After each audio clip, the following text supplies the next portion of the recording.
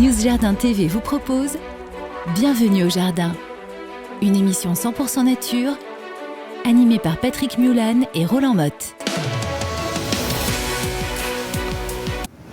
Bienvenue au Jardin, Patrick Mulan, Roland Motte. On a dit Roland Motte, c'est à toi de passer au boulot. Encore Bah oui. Non, mais c'est l'homme de terrain. Après, on verra ce que Catherine fait. Mais qu'est-ce que tu vas faire la semaine prochaine, donc, dans ton jardin? Il va falloir faire encore un tour. Il se balade, lui. Ouais, moi j'adore ça. Mais le jardin, il est fait pour ça aussi. C'est ça ma permaculture, c'est d'aller traîner dans le jardin parce qu'il y a toujours des choses à découvrir. Et les premières fleurs, ça commence assez tôt. On a un viburnum, par exemple, je sais plus son nom. Oui, c'est ça, ouais, qui commence à faire ses petites fleurs. Qu'est-ce que c'est beau. Alors là, je fais des photos sur Instagram tout le temps. Et qu'est-ce que ça sent bon? Et ça sent bon en plus. Il nous appelle d'ailleurs. Viens voir. Parce qu'il tellement il sent bon. Et puis il y a les Cornus mas. Cornus mas, ouais. Qui est souvent d'ailleurs le Cornus officinalis. Plus que mas, dans les jardins. Souvent, on a sous le nom de Cornus mas, Cornus officinalis. C'est très difficile à reconnaître. Je pense que oui, c'est très difficile. J'arrive pas à distinguer les deux. En tous les cas, moi, je sais que nous, c'est plutôt Cornus officinalis. Ça fait des petites choses jaunes, assez sympas, même sous la neige, même sous la glace. Ça peut être pris en glace. Ah, c'est notre mimosa à nous, du Nord. Oui, alors, il y a, en ce moment, dans le sud, il y a du mimosa. Je crois qu'il y a du mimosa dans le magazine. Il y a du mimosa, oui. Ouais. Il y a un article entier sur Monsieur Cavator. Oui. D'ailleurs, sur News Jardin TV, vous avez aussi une vidéo.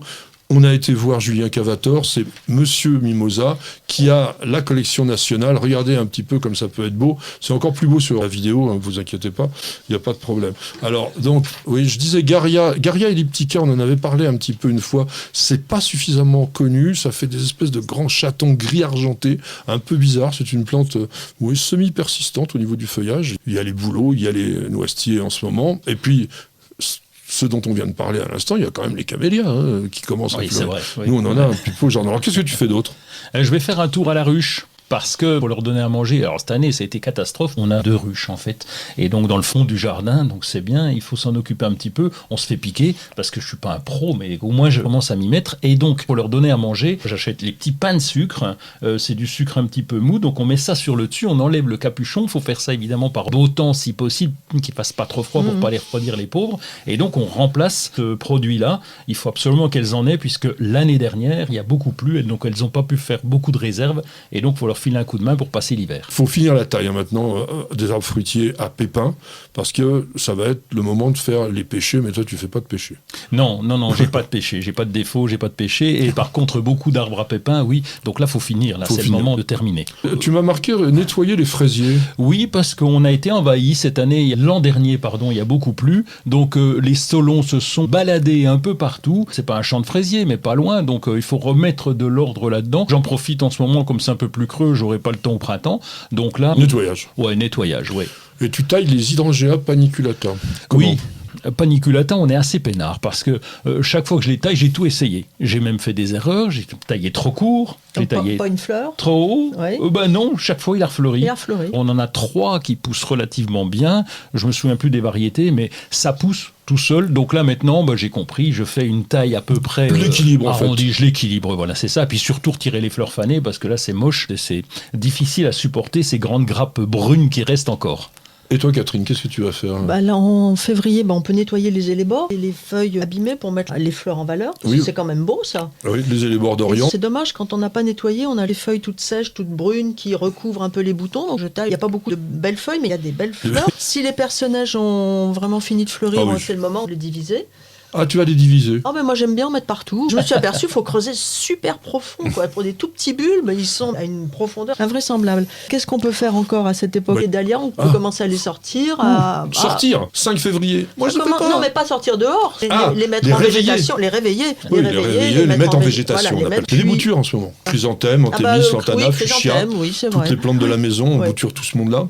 On peut gratter, t'aimes bien gratter la gomme qui peut s'écouler en ce moment des arbres fruitiers. Un noyau, on n'en a pas trop. Et puis ça n'a pas écoulé, même sur le cerisier, on n'a pas eu trop ça, on a quelques cerisiers et donc on n'a pas été touché par la gomme. Par contre un peu de lichen, moi j'ai fait du nettoyage aussi, j'aime bien nettoyer le tronc des fruitiers pour enlever le lichen. Oui, parce qu'il peut y avoir un petit peu de parasites là-dedans, c'est pas une mauvaise idée du tout. On rempote les orchidées lorsqu'elles ont fini de fleurir bien sûr, mais surtout quand elles débordent du pot, parce que les orchidées aiment bien pousser un peu à l'étroit, donc c'est pas la peine de le faire de façon systématique. Idem pour les plantes de la maison, les bonsaïs aussi on commence.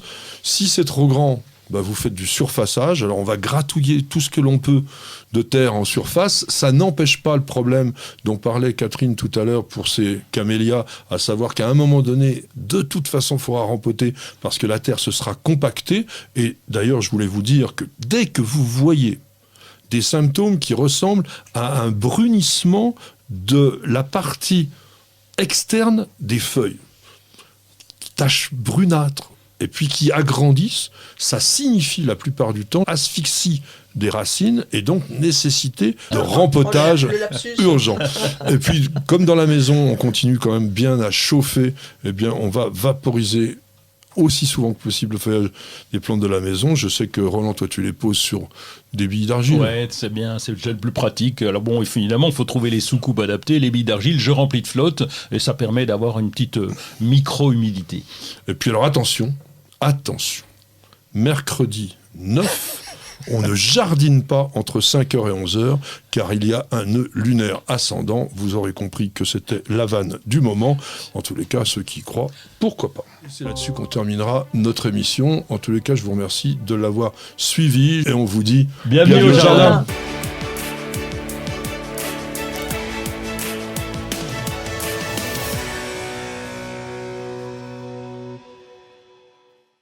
Vous appréciez nos vidéos, vous regardez régulièrement nos émissions Découverte Jardin et Jardiner, ça fait du bien. Alors n'hésitez surtout pas à vous abonner. Il suffit de cliquer sur la cloche et vous serez tenu au courant de toutes nos mises en ligne et ceci totalement gratuitement. Et sachez également qu'il existe un site internet sur lequel il y a énormément d'informations, de réponses à vos questions, de dictons et de citations. Alors www.newsjardin.tv, c'est la bonne adresse.